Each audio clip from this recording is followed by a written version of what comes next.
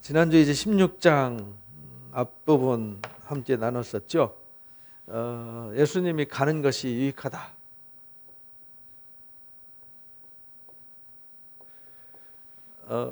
예수님이 가시면서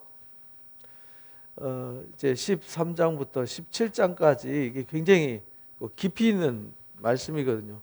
그 당시에는요, 제자들도 그 무슨 뜻인지 몰랐어요. 그만큼 이제 심오한 말씀이죠. 그리고 예수님이 가시기 전에 이 유월절 절기 지키시면서 말씀하신 거잖아요. 가르침. 이 가르침이 핵심 키워드예요. 그런데 이 유월절에 가르쳐 주신 가르침이 가장 길고 가장 깊이 있게 가르쳐 준 성경이 요한복음이에요. 그래서 요한복음을 태평양 바다와 같다 이렇게 말해요. 잘못하면 빠져 죽죠. 깊은 심해와 같아서 잘못하면 빠져요. 그래서 잘못 빠진 사람들이 만들어낸 게 이단이에요. 이단. 그래서 이 요한복음을 잘못 이해해서 이단들이 가장 많이 나왔습니다. 그래서 이 부분을 잘 이해를 하셔야 된다. 그래서 이제 우리가 이 핵심은 내가 너희를 사랑한다라는 거거든요. 사랑. 그래서 너희도 서로 뭐 하라는 거예요? 서로 사랑하라는 거잖아요. 결국은 하나님의 사랑을 깨닫고 그 사랑으로 우리가 서로 사랑하는 게 이게 기독교 복음의 핵심 키워드라는 거예요. 그런데 이 사랑이 뭐냐면 이 사랑이 요한복음 15장에서는 뭐라고 가르치냐면 포도나무다 이렇게 가르쳐요. 포도나무에 젖붙여져야 된다. 젖붙여지지 않은 가지는 말라서 결국은 불살라 버리게 된다. 그거를 이제 그리스도 안에라고 하는 단어를 만들어낸 거예요. 그리스도 안에. 그러니까 모든 하나님의 은혜와 복은 어디 있냐면 그리스도 안에 있어요. 그리스도 밖에는 아무것도 없어요. 왜 그러냐면 예수 그리스도를 통해서만 우리가 죄 사함을 받을 수 있고 예수 그리스도를 통해서만 하나님께 나아갈 수 있어요. 그래서 이 부분이 너무너무 중요한 거예요. 예수님을 통하지 않고는 그래서 14장에서 내가 곧 길이요 진리요 생명이다.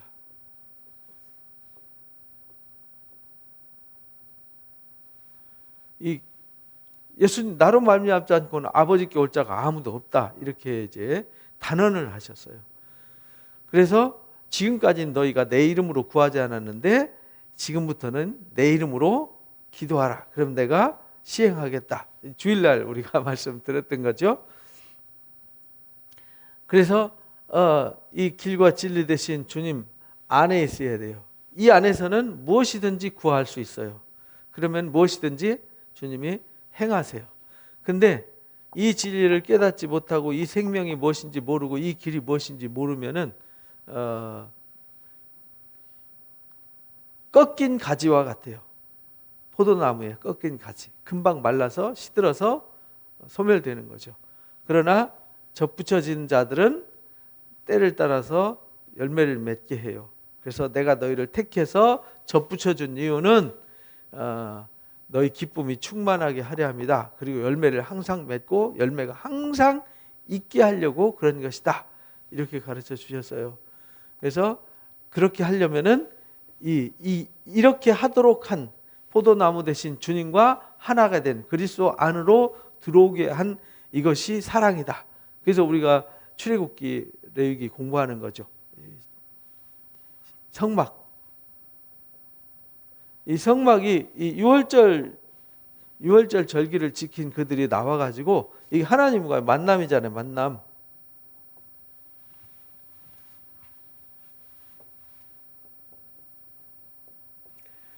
만남이란 말이에요.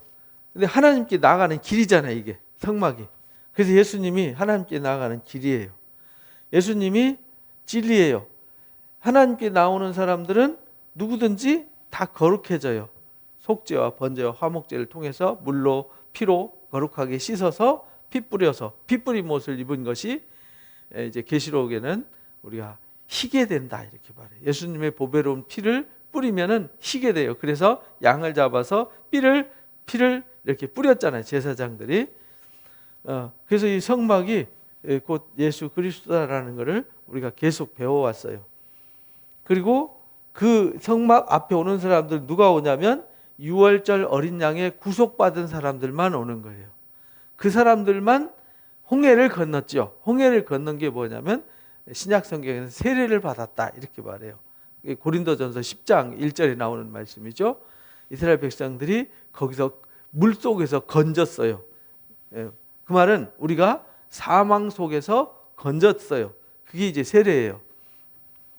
그래서 우리는 그리스도와 함께 죽고 그리스도와 함께 세례받은 사람들은 그리스도와 함께 죽은 거다. 그리스도와 함께 그래서 다시 사는 거다. 로마서 6장 얘기잖아요.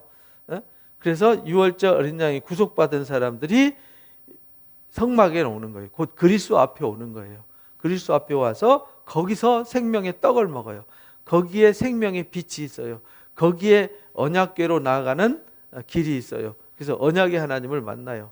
그래서 언약 이 신약에서는 그래서 포도나무에 접붙여졌다. 그걸 그렇게 쉽게 설명한 거예요. 접붙여진 사람은 하나님이 주신 은혜를 때를 따라서 공급을 받는데 언제는 받고 언제는 안 받는 게 아니라 1년 365일 항상 공급을 받게 되는 것이죠. 그것이 사랑이다. 그래서 우리는 이 사랑을 깨달아야 된다. 이 사랑을 깨달으면 우리가 서로 소중하다는 걸 안다. 왜냐하면 포도나무에 가지가 있으면 이 가지만 중요한 건 아니잖아요. 이 가지도 중요하고 이 가지도 중요하고 다 가지가 다 중요하잖아요. 그러니까 나만 하나님이 사랑하는 게 아니라 모두를 사랑하세요. 그런데 어떻게 사랑하시냐? 똑같이 사랑하시되 하나님이 이렇게 6월절 어린 양 희생해서 그 가치를 예수님의 짜리로 만들어 주셨어요. 예수님의 목숨과 바꿀만큼의 가치를 모두에게 주셨어요. 그러니까 인간이 조금 잘났다고 똑똑하다고 뭐 좀 배웠다고 교만할 이유가 없는 거죠. 그래서 야고보서 1장에 부한 자들은 주님 만나면요 엄매 기죽어 해가지고 낮아지는 거예요. 주님 앞에 서니까 아무것도 아니잖아요. 전도서 말씀대로 다 지나가면 아무것도 아닌 것이 되는 거예요. 그래서 하나님 앞에 가니까 내가 가지고 있는 게 엄청난 건 줄 알았는데 야 오늘 내 생명 거둬가면 그거 누구 거 되니? 이렇게 예수님이 말씀하셨잖아요. 그러니까 아무것도 아닌 것이 된다는 걸 깨달아요. 그러니까 정말 중요한 거는 주님이구나.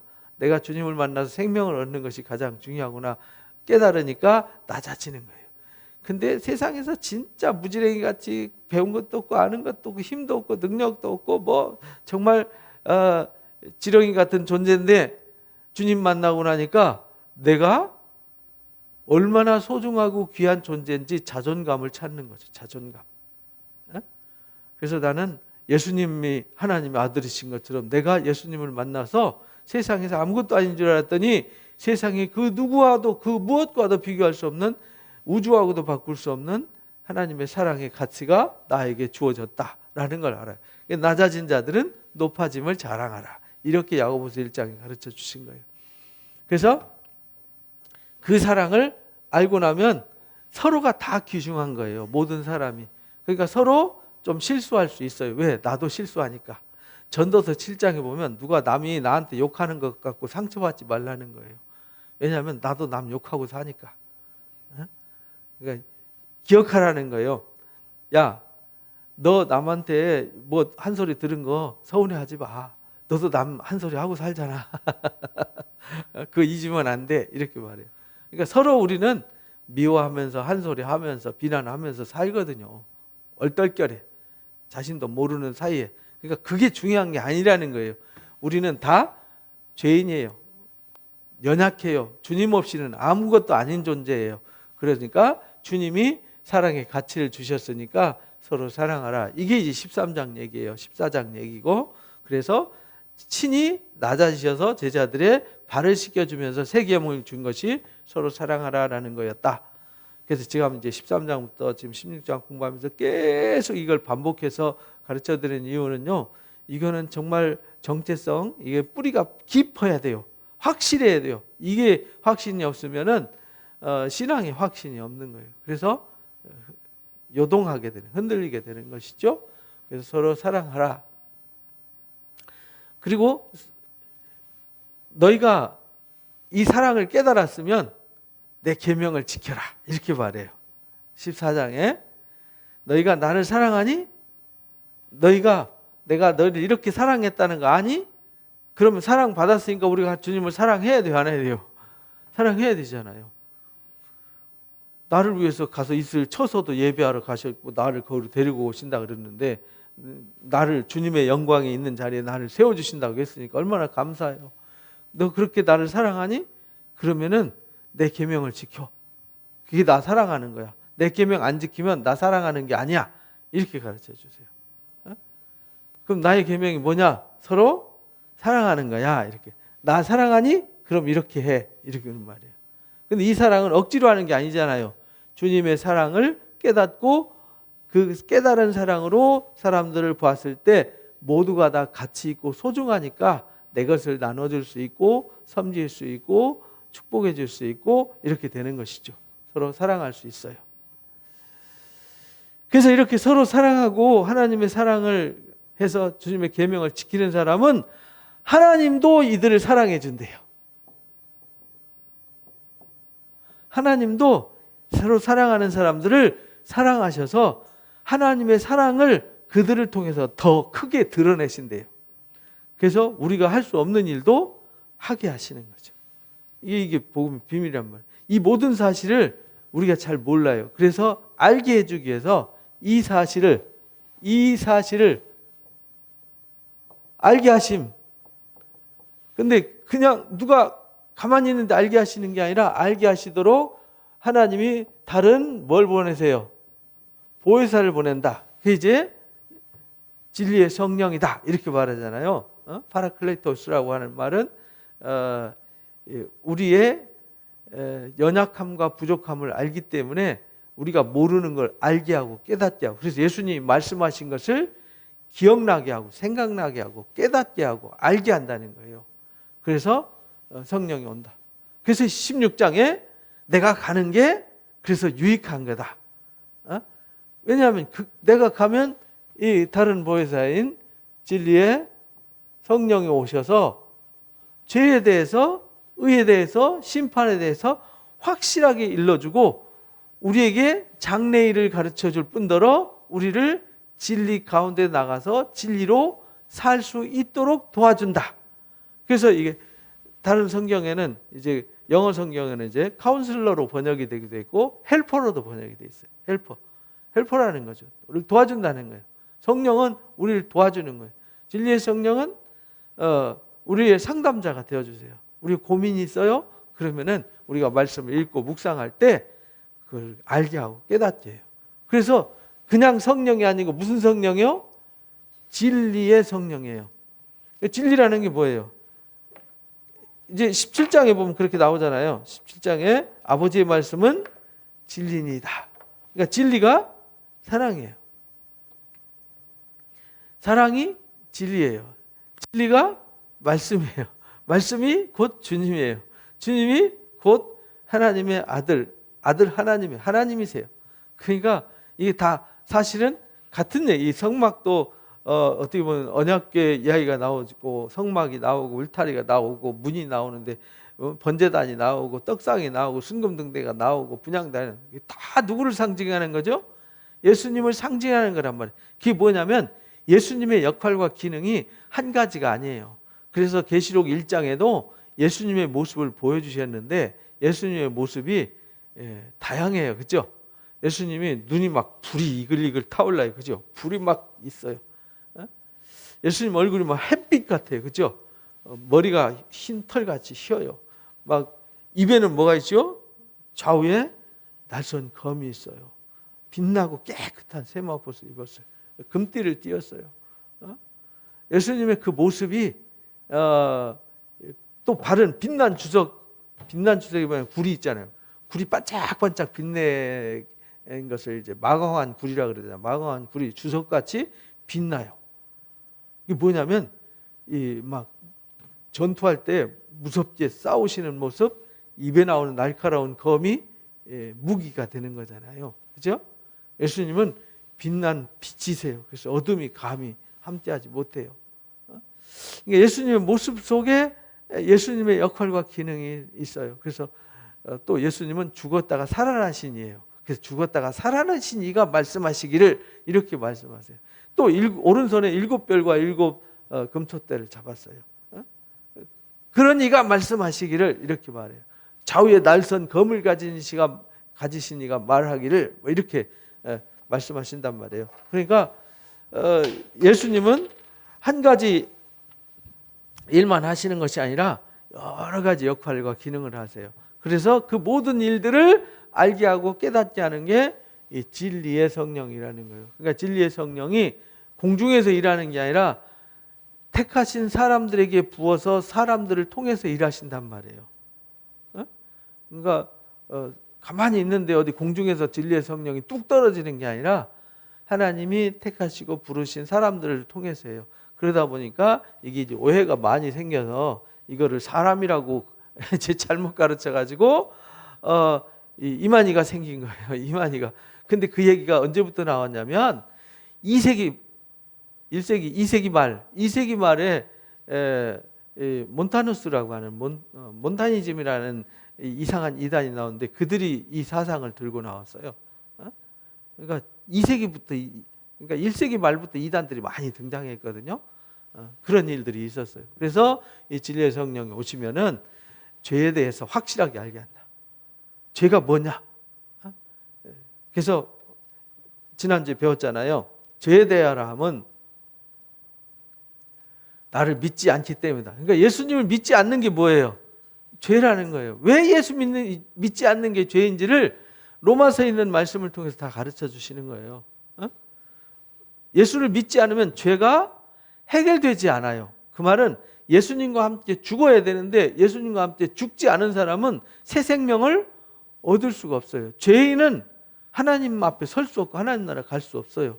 그래서 죄값을 대신 예수님이 지불해 주셔야만 되는 거예요. 그러니까 예수님을 영접했다는 말은 내가 옛사람이 그리스도와 함께 죽었다는 사실을 깨닫게 하는 거. 깨달아 너는 새 생명을 얻어서 너는 하나님의 인침을 받은 하나님의 인맞은 자야. 너는 하나님의 언약 백성이야. 너는 하나님의 마지막 시온성산의 승리자로 설 자야. 라는 것을 깨닫게 해주는 게 이게 성령의 역사란 말이죠. 그거는 성령이 아니고는 절대로 알 수가 없어요. 머리로 안 돼요. 머리로 안 되니까 알기는 알아요. 머리로 알기는 아는데 내가 거듭나지 않아서 변화받지 못해서 여전히 5년 전이나 10년 전이나 20년 전이나 30년 전이나 지금이나 똑같잖아요. 오히려 더 안 좋은 상태가 되는 거죠. 왜 그러냐? 내가 아직 안 죽었기 때문에 그래요. 그 사실을 누가 알게 해요? 진리의 성령이 깨닫게 해요. 그래서 진리의 성령이 내 안에 있으면요. 아, 내가 죽었구나. 옛사람 죽었지. 내 속에 막 죄가 꿈틀거리면서 나를 사로잡아 와요. 막 남을 미워하고 증오하고 막 억울한 마음이 생기고 분통 터뜨리고 화가 나고 막 이런 마음이 막 올라올 때 진리의 성령이 있는 사람은 죄란 놈이 또 나를 틈타서 나를 괴롭히는군. 이렇게 깨닫는데 아, 나는 안 되나 봐. 나는 진짜 못된 인간이야. 나는 죽어야 돼. 막 이렇게 생각하는 거죠. 나는 정말 변화된 사람이고 하나님 나 버렸나 봐. 막 이런 생각이 들어요. 왜? 그 속에 성령이 없기 때문에. 율법적으로 생각하니까. 율법은요. 죄를 깨닫게 해서 더 죄가 심히 죄되게 한단 말이에요. 그러니까 율법적 신앙을 가진 사람은 열심히 신앙하면 열심히 신앙할수록 더 괴롭고 더 힘들어져요. 더 스트레스 받고요. 신앙생활을 하면 할수록 더 열받고요.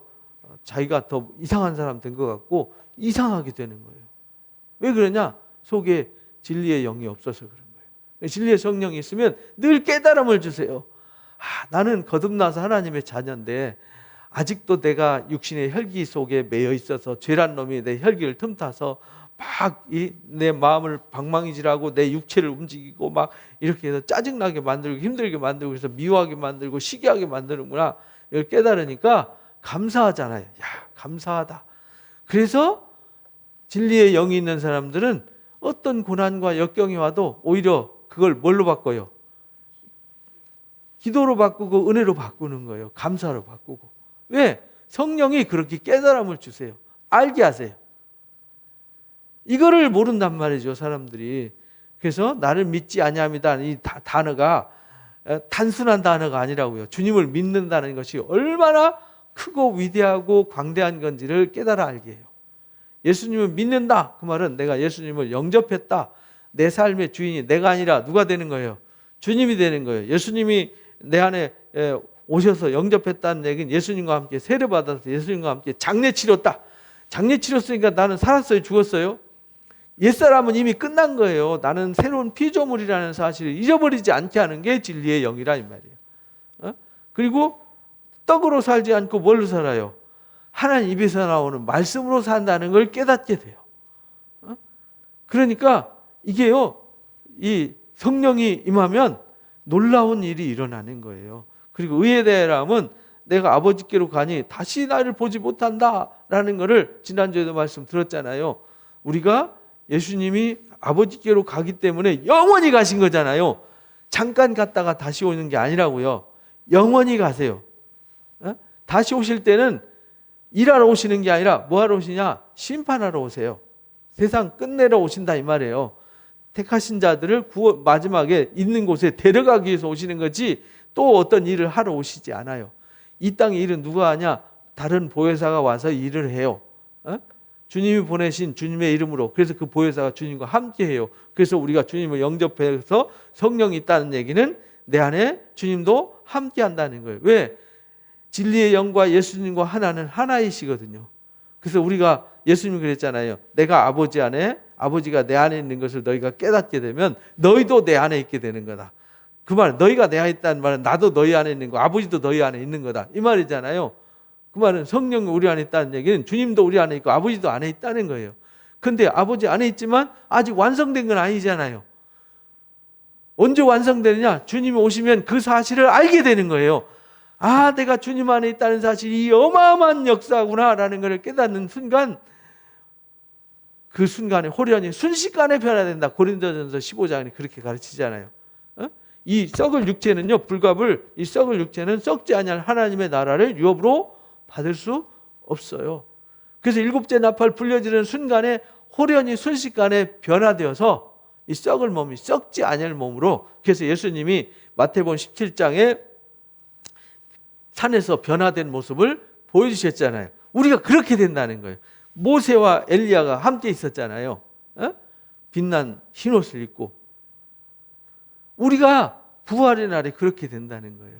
부활의 새 몸을 주신다는 거죠.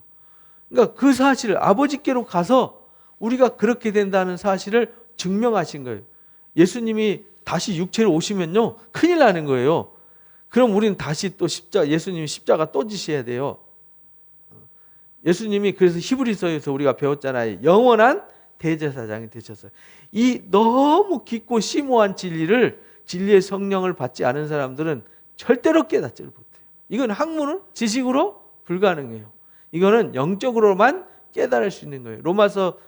고린도전서 2장 말씀이 성령 받은 사람들 신령한 역사를 분별할 수 있는데, 육체에 속한 사람은 신령한 일을 절대로 깨달을 수 없고 알 수도 없고 분별할 수도 없어요. 세상에 아무리 지식이 높은 관원의 지혜라 할지라도, 지혜자의 지혜라 할지라도 몰라요. 그래서 십자가가 미련하게 보일지 몰라도 사람들한테 미련하게 보이는 거거든요. 십자가가 뭐냐면 사형틀이잖아요. 저주받은 사람들이 매달려 죽는 사형틀이 무슨 하나님의 지혜냐 이렇게 말하지만, 그게 우리를 구원하는 하나님의 능력이 되는 거다라는 사실을 깨닫게 하는 것이 의에 대하라면. 그래서 예수님이 가셔서 우리를 영원히 죄를 사하셔서, 우리가 영원한 대제사장이 죄를 사하셨기 때문에 우리 죄가 영원히 사해진 거예요. 그래서 아담이 지었던 그 죄는 사라져 버렸어요. 다만 우리가 이 죄악 세상에서 다니면서 때묻고 얼룩지고 더러워지는 것은 우리가 샤워하면 되는 거예요. 말씀으로 씻고 기도로 씻으면 되는 거죠. 근본적인 죄는 해결이 됐다는 사실을, 이 사실을 진리의 성령을 받은 사람들만이 알게 된다. 심판에 대하라면 이미 세상은 끝났다는 거다. 이미 이 세상은요, 우리가 살고 있는 세상은 심판하기로 결정되었어요. 아직 때가 안 이랬을 뿐이지 이미 심판받았어요. 마지막 주님 다시 오실 때 다 불못에 던져지는 거로 끝나잖아요. 이미 그렇게 되기로 결정되었어요. 그러니까 이미 세상은 심판받았고 이 세상 임금도 심판받았어요. 마귀도 이미 심판받았어요. 근데 우리는 이 세상에서 살고 있는데 심판받은 세상에 사는 게 아니라 심판받은 세상에서 건짐받은 거잖아요. 그래서 우리가 그 사실을 알고 사는 거죠. 그러니까 세상에서 구별된 삶을 사는 거죠. 세상에 어떤 일이 있어도 흔들리지 않고 어디 안에서, 그리스도 안에서 포도나무에 접붙여져서 은혜를 공급받고 기쁨을 공급받고 그래서 즐거워하면서 기뻐하면서 찬송하면서 사는 거죠. 근데 아직도 잃을 것이 많다, 감당치. 그래서 이걸 너무나도 깊기 때문에 감당하지 못해요. 언제 감당하냐? 성령을 받으면 감당할 수 있게 돼요. 그래서 마지막 때에는 표적, 능력, 기적 이런 걸로 일하지 않아요. 그래서 데살로니가서 2장에 표적과 기적과 능력과 이런 거는 거짓 속임수에 불과하다. 예수님 때 한 건 속임수냐? 아니에요. 그런 뜻이 아니고 예수님이 표적, 능력 행해가지고 구원받은 사람 아무도 없어요. 광야에서 이스라엘 백성들이 10가지 표적 다 봤어요. 홍해를 건넜어요. 그죠? 홍해를 가르고 하나님 거기서 건져주셨어요. 광야에서 물을 주셨고 만나를 주셨고 메추라기를 주셨어요. 광야에서 구름 천막 쳐주시고 밤에는 불길으로 인도하셨어요. 기적 능력 봤어요? 안 봤어요? 다 봤죠? 다 경험했죠? 그런데 그들이 어떻게 됐어요? 다 죽었어요. 여호수아 갈렙 빼고는 다 죽었어요. 다 망했다고요. 그래서 그걸로는 구원이 안 된다는 뜻이에요. 근데 그걸 가지고 구원한다라고 떠드는 건 거짓말이다 이 말이에요. 그건 속임수다. 하나님이 기적 주시지요. 능력 주시지요. 그런데 그건 구원과는 아무 상관이 없다. 내가 기도해가지고 병이 나왔어요. 그건 구원과는 상관이 없는 하나님의 은혜요 선물인 것이지 구원은 아니다. 이걸 가르쳐 주시는 거예요. 표적, 능력 이거는 구원과 아무 상관없는 거예요. 그것이 구원을 주는 것이 아니라 진리가 우리를 변화시켜서 성령으로 우리를 변화시켜서 우리를 구원하는 것이죠.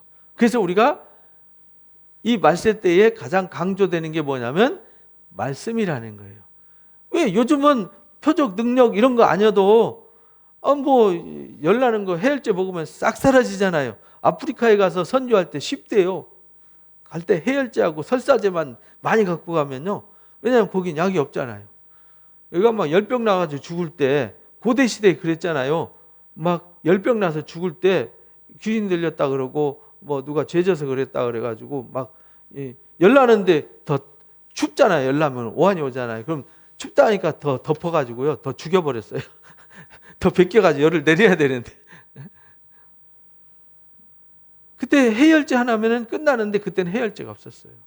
요즘 아프리카 원주민들 이런 데는 옛날 고대 사람과 똑같잖아요. 열나면 해열제 알갱이 하나 주면요. 싹 사라져요. 두통? 타이레놀 하나 먹으면 싹 사라져버려요. 상처난 거? 뭐 이렇게 요즘 후시딘 바르면 막 싹 사라져버려요. 얼마나 대단합니까? 기적 아니에요?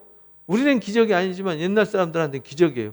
사실은 우리 기적 일반화돼 가지고요. 아니 우리 속에 암이 있는지 없는지도 다 알잖아요. 저 이게 팔이 부러졌는데요. 안 부러졌는지 부러졌는지 엑스레이 딱 찍으니까 딱 나오잖아요. 옛날엔 그런 게 어디 있었어요. 기적이죠. 그죠? 내 속을 다 들여다보고 내 속도 다 들여다보고 내 혈관이 터졌는지 안 터졌는지도 다 알고 내 속에 막 철사 집어 넣어가지고 막 꽈리 부푸는 거 막 그 백금으로 메꿔서 고치고 하지 않습니까? 말이 돼요? 요즘은요. 옛날에는 말할 수 없는 이 일들이 일어나는 거예요. 뭐 제 뼈도 여기 맞추는데 보니까 이 촬영을 하면서 막 밀어 넣어가지고 뼈를 맞추더라고요. 그래서 야 참 세상 오래 살고 볼 일이다. 내도 보니까 CT로 촬영하면서요 어디가 터졌는지 백금이 어디로 들어가는지 이거 통로 보면서 하더라고요. 제가 가서 서울대병원에서 그 수술하는 걸 봤어요. 그걸 다시 보여주더라고요. 의사가 이렇게 해서 이렇게 했다고 영상으로 보여주더라고요. 이런 세상이구나. 지금은 기적이죠. 우리가 그럼 기적이 일반화되어 있어요. 그러다 보니까 교회에서 뭐 좀 병 좀 낫고 뭐 한 거 그거 별거 아니에요. 뭐 알약 하나 먹은 거나 또 별반 다르게 없다 이 말이죠. 그러니까 그런 걸로 구원받는다고 무슨 방언한다고 구원 아니에요. 방언하고 구원하고는 아무 상관없어요. 어떤 영적인 체험일 뿐이지 구원과는 아무 상관이 없어요. 그런데 그거를 해야만 구원받는다고 하는 건 다 거짓말 사기꾼이다 이 말이에요. 그래서 데살로니가서 2장에 그거는 다 속임수야. 그걸로 구원받는다고 가르치는 사람들은 다 속임수야. 뭘로 구원하느냐? 진리의 사랑으로만 구원받는 거야. 이렇게 가르쳐 줍니다. 그래서 진리의 성령이 오시면 너희를 뭘로 인도해요? 진리 가운데 인도해서 진리가 무엇인지를 깨달아서 진리가 뭐냐? 이거란 말이에요. 예수님 오셔서 우리를 위해서 십자가 지신 게 진리란 말이죠. 그죠? 우리가 그래서 예수님이 나 대신 죽으신 것을 내가 믿으면 내가 죽는 거잖아요. 그냥 마음으로 믿는 거잖아요. 그죠? 마음으로 믿어 의에 이르고 입으로 시인해서 구원에 이른다라는 말씀이 그런 뜻이에요. 그 놀라운 사실을 하나님의 구속의 역사를 하나님의 사랑을 어떻게 펼치셨는지 알게 하는 거죠. 알게 하는 그 놀라운 우리가 죄 사함 받고 온전하게 되고 하나님의 자녀가 되고 영광의 상속자가 되고 이 땅에서 하나님의 아들로 어떻게 살아야 되는지를 알게 하는 게 뭐냐? 진리의 성령이라는 거예요. 그래서 우리 진리 가운데 인도하려니 그가 스스로 말하지 않고 진리의 성령은 아무거나 말하는 게 아니라고요. 이미 예수님도 아무거나 말하러 오지 않았잖아요. 나도 아버지의 뜻을 행하러 왔다. 내 뜻을 행하러 오지 않았다. 이렇게 가르치잖아요. 그죠? 우리가 5장 6장에서 배웠잖아요. 아버지가 일하니 나도 일한다. 아버지가 살리는 일을 하기 때문에 나도 살리는 일을 한다. 마지막 때는 아들의 음성을 들을 때가 오나니 듣는 자는 다 살아나리라. 뭐 이렇게 말씀하시잖아요. 그래서 스스로 하지 않아요. 나는 나 스스로 말하지 않는다. 아버지께서 내게 그래서 이제 요한복음 3장에서 위로부터 온 자는 하나님의 성령을 한량없이 부어주시기 때문에 하나님의 말씀을 하는 거다. 이렇게 가르쳐 주시잖아요. 그래서 들은 것을 말하며 그러니까 성경 66권 외에는요 진리가 없어요. 더하지도 말고 빼지도 말라라고 확실하게 가르쳐 주신 거예요. 그래서 장래일을 알게 하신다. 장래일이 뭐예요? 내가 예수를 믿으면 어떻게 된다는 사실을 알려주는 게 장래일이잖아요. 그죠? 내가 예수를 믿어서 변화되고 거듭나고 온전케 되어져서 내가 주님이 가르쳐 주신 진리의 길을 따라가면 내가 하나님의 영광의 자리에 앉게 되고 영광의 왕이 된다는 사실을 그리스도와 함께 왕노릇하게 된다는 사실을 알게 하는 것이 뭐예요? 이게 장래일이잖아요. 다른 장래 뭐 내년에 무슨 일이 있을 거다. 코로나가 며칠에 끝날 거다. 이런 거 예언하는 게 장래일이 아니라고요. 그거는 점쟁이들이 말하는 예언이고요. 성경에서 말하는 예언은 그런 예언이 아니에요. 내가 서로 사랑하면 하나님의 사랑을 많이 받을 것이요. 이게 예언이라고요. 내가 사랑 많이 받는 방법은 주님의 말씀을 순종해서 그 말씀을 지키면 주님이 나를 사랑해 주세요. 주님이 나에게 더 큰 은혜를 주세요. 더 큰 복을 주세요. 영광이 이르길. 이게 장래일이라고요. 이게 예언이라고요. 그러니까 세상에서 말하는 예언은 예언이 아니고 점쟁이들이 하는 그러니까 우상 숭배 사상에 젖어 있는 사람들이 그걸 깨닫지 못하는 게 정말 답답한 노릇이거든요. 근데 기독교인들이 이 사실을 거의 아는 사람들이 별로 없어요. 성경도 제대로 안 배우고 읽지도 않고요. 옛날에는 말씀을 찾아서 말씀에 갈망해서 막 보따리 싸들고 말씀을 찾아다녔는데 요즘은 말씀 구하는 사람도 없고 찾는 사람도 없어요. 요즘 성경도 안 읽고요. 뭐 요즘 유튜브도 3분짜리 5분짜리 아니면 안 본대요. 저보고 그러더라고요. 1시간짜리 올려고 누가 보냐고. 안 보려면 말하라고 그래. 안 보려면 말해. 아니 3분짜리 5분짜리 들어가고 이 진리를 어떻게 깨닫냐고요. 그 말은 3분짜리 5분짜리 좋아하는 사람은 나는 진리 듣기 싫어. 나는 진리와 상관없어. 난 진리로 안 살 거야 라고 결심하는 사람이라 이 말이에요. 그것도 편성해가지고 거기에 막 끌려가서 거기 3분짜리 5분짜리 매여서 그것만 하고 언제 진리를 깨닫냐고. 언제 성경 66권을 가르치냐고요. 제가 창세기부터 계시록까지 가르치니까 6년 7년 걸리더라고요. 근데 6년 7년 동안 다 배우는 건 아니잖아요. 듣고 나도 다 잃어버리잖아요. 또 한 번 가르치고 2번 가르치고 3번 가르치고 10번 가르치면 60년 되잖아요. 10번 가르치면 다 아냐? 몰라요. 그러니까 평생 읽어도 모르고 평생 들어도 모르는 거를 그거 성경 구절 한두 개 들어가지고 뭐 5분짜리 짤막하게 좋은 얘기 해주는 거 한 마디 들어가지고 진리를 깨닫게 한다는 것은요 말도 안 되는 얘기예요. 근데 우리는 말도 안 되는 삶을 살고 있는 거죠. 그래서 장래일을 너에게 알려야 할 거다. 그가 주님의 영광을 나타내. 주님의 영광을 나타낸다는 건요. 주님의 영광이 뭐냐면 주님의 영광을 나타낸다니까 영광이 막 광채나는 영광. 그거는요. 우리가 나타낼 수가 없어요. 그건 불가능한 거죠. 우리는 본질이 그게 아닌데 이 세상에서는 그 영광은 언제 나타나느냐? 주님이 다시 오셔서 일곱째 나팔을 불릴 때 호련히 순식간에 변화됐을 때 그 영광을 보여줄 수 있어요. 그건요 지금 불가능해요. 그래서 그가 내 영광을 나타낸다는 말은 진리의 성령이 우리를 통해서 이 진리를 깨닫게 해가지고 우리가 아 그렇구나라고 해서 변화된 삶을 살아서 장래일을 알고 변화받아서 믿음으로 온전한 삶을 살아갈 때 우리가 주님의 뜻을 이 땅에 이루는 거잖아요. 주님의 영광스러운 뜻이 우리를 통해서. 그래서 주기도문도 그렇잖아요. 뜻이 하늘에서 이루어진 것처럼 이 땅에서 이루어지이다. 주님의 뜻이 이 땅에서 이루어지는 게 뭐냐? 주님의 영광을 드러내는 거예요.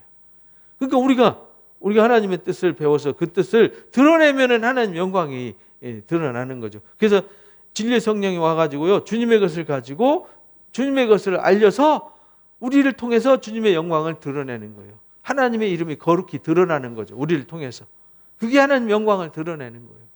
그러니까 내가 하나님 영광을 드러낼 수 있죠. 내가 진리를 깨달아서 진리로 기뻐하면서 감사하면서 살면은 그게 하나님 영광이죠.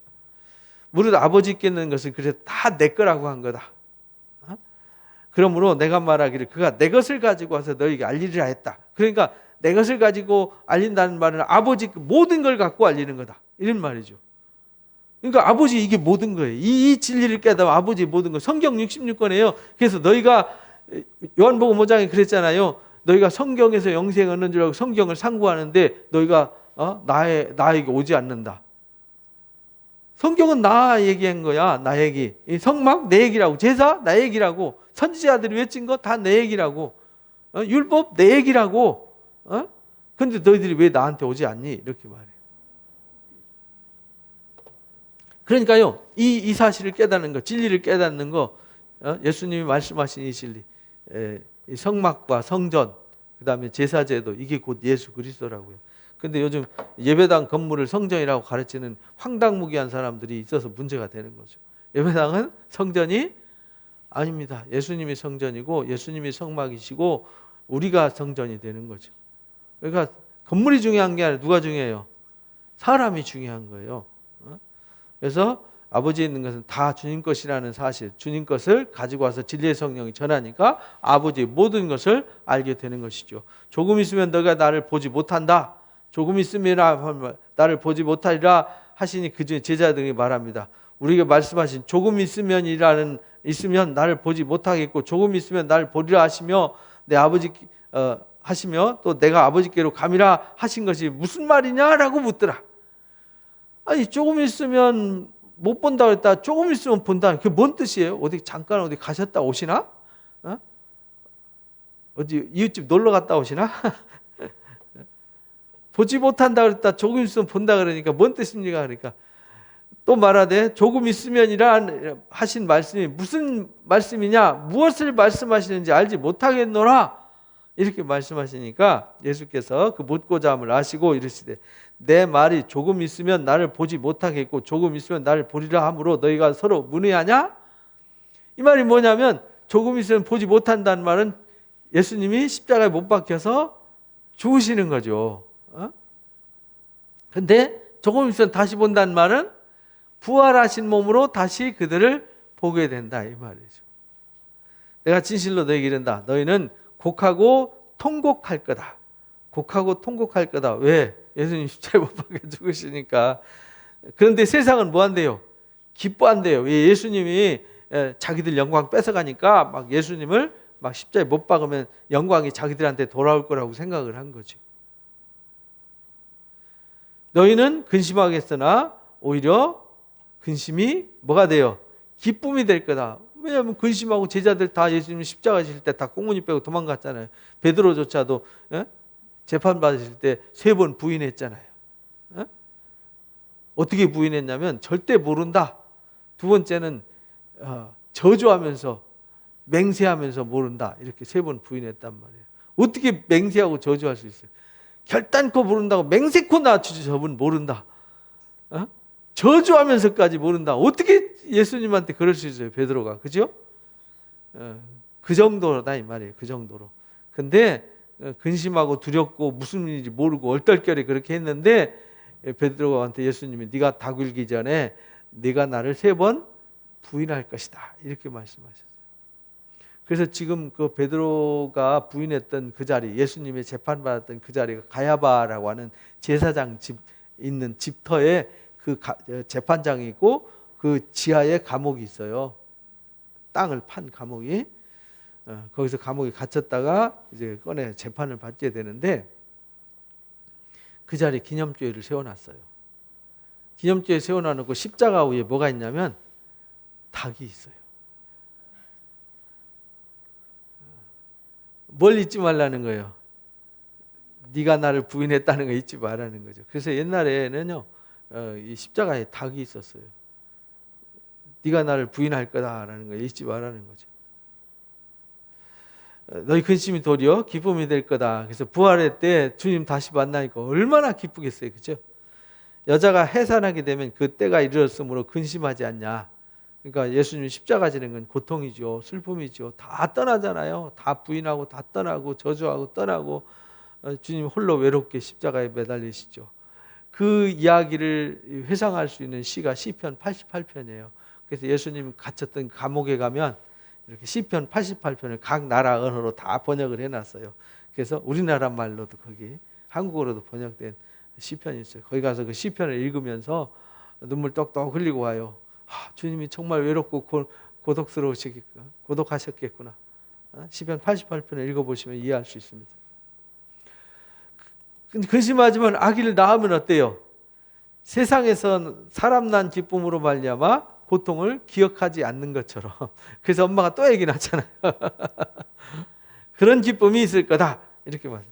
지금은 너희가 근심하지만 아직 제자들이 지금 간다 그러니까 나 근심하잖아요.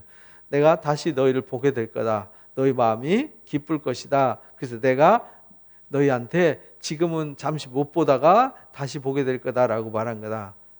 그래서 너희 기쁨일 것이요 기쁨을 빼앗을 자가 없게 될 거다. 그날에는 너희가 아무것도 내게 묻지 않을 거다.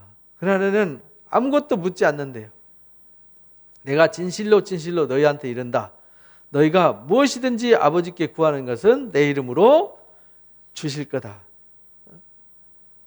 그날에는 아무것도 묻지 않는데요. 지금은 묻잖아요. 어디 가세요? 그 무슨 뜻이에요?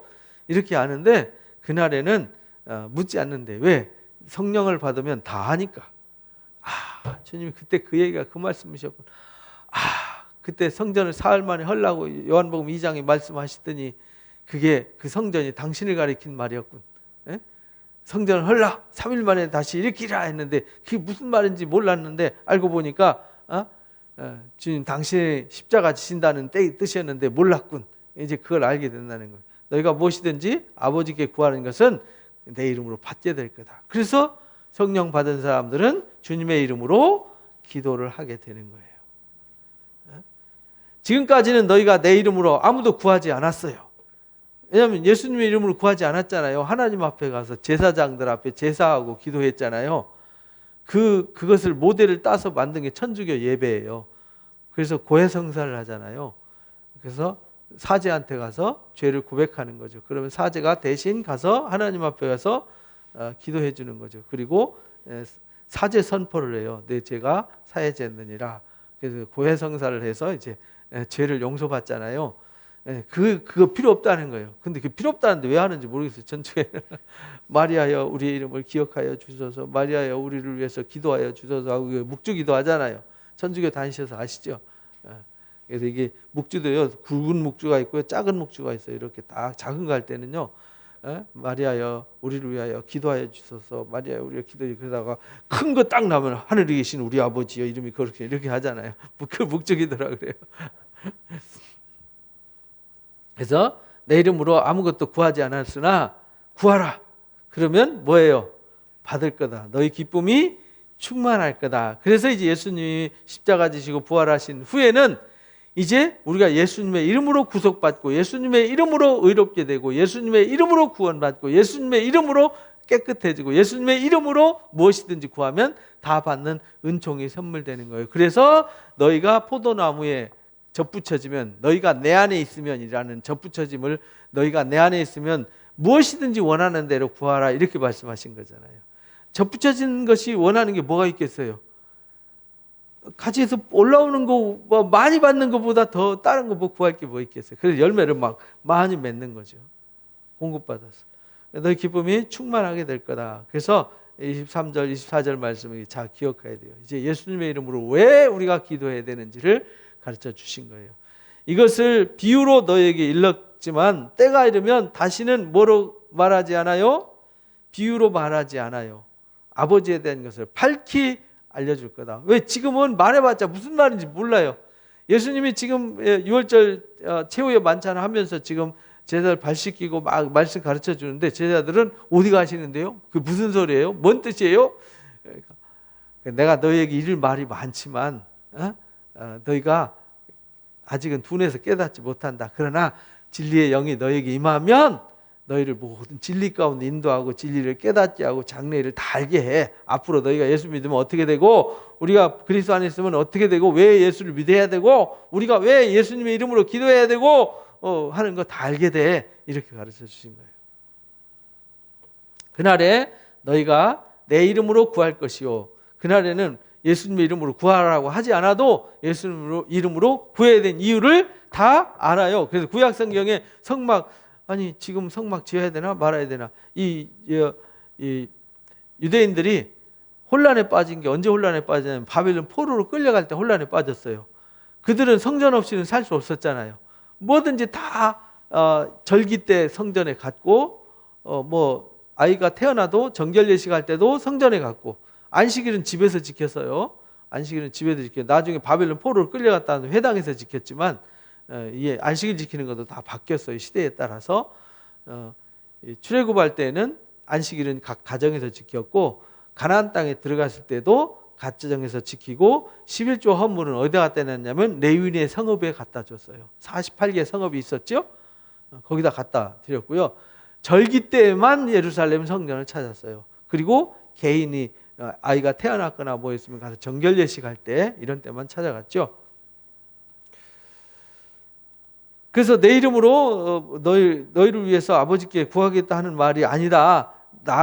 너희가 내 이름으로 기도하면 내가 받아가지고 주님 앞에 하나님 앞에 다시 기도하는 게 아니고 너희가 내 이름으로 구하면 아버지께 다 들으신다는 거예요. 이는 너희가 나를 사랑하고 내가 아버지께서 온 줄 믿었으므로 아버지께서 친히 너희를 뭐 한다고요? 사랑하시는 거다. 그 말은 친히 아버지께서 들어주시고 이루어주신다 이런 말이죠. 어떤 단계를 거치는 게 아니에요. 예수님 이름 하나면 되는 거죠. 내가 아버지에게서 나와서 세상에 왔고 아버지에게서 나와서 이 세상에 왔고 다시 세상을 떠나 아버지께로 가노라. 근데 제자들은 이 말이 너무 어려웠어요. 우리는 지금 쉽게 알 수 있죠. 근데 지금 안 믿는 사람들은요, 이 말이 무슨 말인지 되게 어려워요. 못 알아들어요. 요한복음이 어렵다고 그래요. 저는 요한복음이 제일 쉽거든요. 요한복음이 이제 1장부터 21장까지 그냥 쫙 머리 그림이 그려지면 너무 신비해요. 근데 안 믿는 사람들은 한 줄 읽고 나면 그 다음 줄이 생각이 안 나요. 무슨 말인지 어려워서. 깨닫지를 못하는 거죠. 제자들이 말하되 지금 밝히 말씀하시고 아무 비유도 하지 아니하시니 우리가 지금에야 주께서 모든 것을 아시고 또 우리 사람의 물음을 기다리시지 않은 줄 아나이다. 이로써 하나님께로 또 나오심을 우리가 믿사옵나이다. 하지만 사실은 안 믿어요. 예수님이 18장에 잡히실 때 다 도망가 버리잖아요. 그러니까 우리가 이 땅에서 믿습니다 하는 가짜 믿음이 있어요. 진짜 믿음은 어떤 믿음이냐면 성령이 내 안에 거하셔서 내 삶의 주인이 주님이 되시는 믿음. 그래서 내가 주님을 주로 고백하고 내가 진리로 살아가고 옛사람이 죽고 그리스도 안에 내가 새로운 피조물이 되었음을 믿는 그 믿음. 그래서 내 뜻이 중요하지 않고 항상 하나님의 뜻이 우선순위가 되는 믿음. 이 믿음이 진짜 믿음이에요. 그렇지 않은 믿음은 환난과 풍파에 다 쓸려 내려가요. 뭐 다빈치 코드 소설 하나 나왔다고 교회 안 나오는 사람들이 엄청 많았거든요. 또 또 이제 코로나 때문에 교회 안 나온 사람 무지하게 많잖아요. 어? 그거 다 이렇게 해서 날아가고 저렇게 해서 날아가고요. 그래서 마지막에 구원받는 숫자는 희소화돼요. 앞으로 더 큰 환란이 많이 일어날 거거든요. 근데 하나님께 속한 자는요, 더 기쁨이 충만해요. 그러나 믿음이 없는 사람들은 두려움과 불안과 불신으로 하나님과 점점 더 멀어져요. 그래서 하나님 은혜를 경험하는 사람은 더 기쁨이 더 커지고 은혜가 더 커지고 더 큰 능력을 경험하는데, 반대로 쭉정이들은 다 키질하면 쭉정이는 휘휘 밖으로 날아가지만 알맹이는 안으로 모여들 똑같이 되는 거예요. 그래서 하나님이 자연스럽게 알고 가라지를 구별하시는 거죠. 예수께서 대답하시되 이제는 너희가 믿느냐? 믿느냐? 이 질문 속에, 물음표 속에 이들이 믿는다고 말하지만 다시 한번 질문하면서 이제 이들한테 물음표를 던지는 거죠. 보라, 너희가 각각 제 곳으로 흩어지고 나를 뭐 할 때가 와요? 나 믿니? 진짜? 이런 말이거든요. 보라, 너희가 각각 제 곳으로 다 흩어지고, 내가 십자가 칠 때, 내가 잡힐 때 너희 다 도망갈걸? 너희가 믿는다는 거? 그거 믿어? 진짜? 진짜야? 이런 말이에요. 흩어지고 나 혼자 둘 때가 오나니 벌써 뭐예요? 왔도다. 이제 만찬 마치고 겟세마네 동산에 가서 기도하시고 나서 잡히시면 다 도망가 버리잖아요. 3년 반 동안 보여주셨고 가르쳐 주셨는데 그 믿음이 그 정도 수준이에요. 그래서 너에게 능력이 임하면, 너에게 성령이 임하면 이라는 단서를 단 거예요. 그러나 내가 혼자 있는 것이 아니다. 아버지께서 나와 함께 계시다. 너희가 다 흩어져도 나 혼자 있는 게 아니야. 나 혼자 남아있게 되는데 혼자 있는 게 아니야. 주님이, 하나님이 나와 함께 하셔, 이런 말이에요.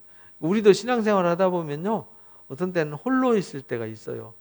제가 요즘 이제 장례식장 다니고 연세 드신 분들이 보내드리고 또 우리 원로 목사님들 이렇게 보내드리고 하면서 이제 많은 것을 깨달아요. 그 이전부터도 늘 이제 나이가 이제 저도 내년에 이제 60이 되거든요. 6학년 올라가면서 느끼는 것이, 이제 나이 먹는구나. 이러다가 70되고 이러다가 80되고 그때는 모든 게 다 떠나잖아요. 부모님 떠나고 이제 자식들 다 떠나버리고 건강도 떠나고 이제 남는 거는요, 외로운 나 혼자 남는 거거든요. 진짜 아무도 없이 혼자 나오면 그래서 사람이 다 우울증이 걸리는 거예요. 그래서 나이 먹으면, 요즘 옛날에는요 대가족 사회를 이루고 살기 때문에 우울이라는 게 없었어요. 누구 아프다 그러면 자손 사촌, 8촌, 12촌, 16촌까지 와가지고 문안 왔잖아요. 그죠? 아이고 어디 편찮으시다면서요. 외로울 겨를이 없었어. 근데 요즘은요, 코로나 때문에 요양원 가면요 면회도 못 가요. 병원 입원하면요 면회도 못 가요. 옛날엔 기도해 주러 가고 막 이렇게 음료수 사들고 방문해서 같이 가서 기도해 주고 이런 거 했었잖아요. 이제 아예 없어졌어요. 그게 어느 순간에가 없어졌어요. 우리 성도 아기 낳았다고 아기 낳았는데 어려움이 있어서 막 입원했는데 가려고 그랬는데도요 못 가요. 병원에서 못 오게 해요. 가도 만나지도 못하게 해요. 부모들도 못 가요. 그래서 요양원에 계시면요 외롭게 혼자 계시다가 돌아가시는 분들 요즘 많아요. 그때 그 외로움을 우리는 지금부터 이제 훈련을 하셔야 돼요. 진짜 진리를 깨달은 사람은 아무도 없어도 주님 한 분만 있어도 감사해요. 외롭지 않아요. 주님이 나와 함께 하시잖아요. 어차피 세상 다 떠나고 외롭게 되는 건데 사람들 의지할 것도 없어요. 주님 한 분만 보면서 감사해요. 주님과 찬송하면서 주님과 대화하고 주님과 기도하고 말씀을 읽으면서 감동에 빠지고 사랑하는 주님과 함께 있는 게 행복해요. 그러다가 영광의 주님 뵙고 가면 그 나라에 가면 다 있잖아요. 우리가 보고 싶어 하던 아브라함도 거기 있고요. 거기 아담도 사고 쳤던 아담도 거기 있고요. 아담한테 좀 가서 따져봐야 되겠어. 왜 그랬냐고. 노아도 만날 수 있고요. 거기 가면 아브라함도 만날 수 있고요. 이삭도 야곱도 만날 수 있고 다윗도 만날, 솔로몬도 만날 수 있고요. 다니엘도 만날 수 있고 예수님도 만나고 12사도도 다 만날 수 있어요. 먼저 가신 우리 믿음의 선배들도 부모님들도 만날 수 있어요. 만날 수 있도록 우리가 그래서 기도하고 전도해야 되잖아요. 그렇죠? 부활의 날에 다 만나는 거예요. 그래서 예수님이 너희들 다 떠나고 나 혼자 남지만 나 혼자 있는 게 아니야. 아버지와 나와 함께 있어. 함께 있음을 여러분들 꼭 누리시기 바랍니다. 이것을 너에게 이르는 이유는 너희로 내 안에서 뭘 얻게 하려고요? 평안. 왜냐하면 주님 십자가 못 박을 때 다 꽁무니 뺐잖아요. 그럼 그 죄책감 있잖아요. 죄책감. 사람이 살면서 제일 힘든 게 뭐냐면요. 죄책감이에요. 베드로하고 가룟 유다의 차이점이 그 차이라고요. 베드로도 주님을 부인하고 저주했고 가룟 유다도 주님을 저주하고 저주도 안 했지만 팔아먹어 버렸잖아요. 근데 베드로는 다굴 때 주님 말씀 기억하고 뭐 했어요? 회개하고 평안을 얻었어요. 회개하고 평안을 얻고 주님을 위해서 십자가를 거꾸로 지면서 주님을 위해서 사명을 다하는 제자가 되었지만 가룟 유다는 어떻게 했어요? 죄책감에 자살해 버렸어요. 그러니까 성령 받은 사람과 안 받은 사람 이렇게 차이가 나는 거예요. 그래서 너에게 평안을 누리게 하려고 미리 말해 주시는 거예요. 왜냐하면 이렇게 말씀해 주셔야 주님 말씀이 생각난다 그랬잖아요. 성령 받으면 주님이 말씀하신 것을 기억나게 하고 생각나게 하고 뭐 하게 한다 그랬어요? 깨달아 알게 한다 그랬잖아요. 그래서 깨달으니까 그렇지. 주님이 이 무지함을 깨우쳐 주시려고 그래 우리가 육신에 있으면 절대로 알 수 없는 거를 그래서 이렇게 성령을 부어주셔서 다른 보혜사를 보내주셔서 우리 깨닫게 해주셨고 평안을 누리게 하려 함이라. 세상에서는 너희가 환난을 당하나 뭐 하라고요? 담대해라. 너희가 앞으로 환난을 당할 거다. 그러나 담대해야 된다. 왜냐하면 내가 세상을 이겼기 때문이다. 그래서 우리는 이미 이긴 세상을 살아가는 거예요. 좀 힘들지요. 제가 이 팔 다쳐보니까 막 이 터치만 해도 막 찌릿찌릿 아프고 막 고통스러움이 조금만 아파도 이렇게 힘들구나. 수술해보면 아시잖아요. 그 아픔을. 고통스러움. 애 낳아보니까 고통스러움 겪어보셨잖아요. 그러나 우리는 그건 다 지나가는 거예요. 아픔도 다 지나가요. 제가 눈 수술할 때도 다 지나갔어요. 지금 잘 보여요. 이제 한 1주, 2주 지나면 이제 아무 일도 없었던 듯이 내가 언제 팔을 아팠었나? 기억도 없죠. 다 지나가는 겁니다. 그러나 우리가 이 신앙은, 이 믿음은 영원한 것이죠. 주님은 영원한 것이기 때문에 다 지나가는 거예요. 맛있는 것도 즐거운 것도 고통스러운 것도 다 지나가는 거예요.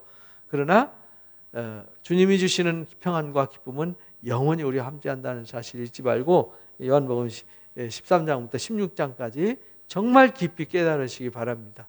또 들어보시고 또 들어보시고 읽어보시고 또 읽어보시고 깊이 깨닫고 나면 우리 안에 뭐가 오느냐? 평안이 옵니다.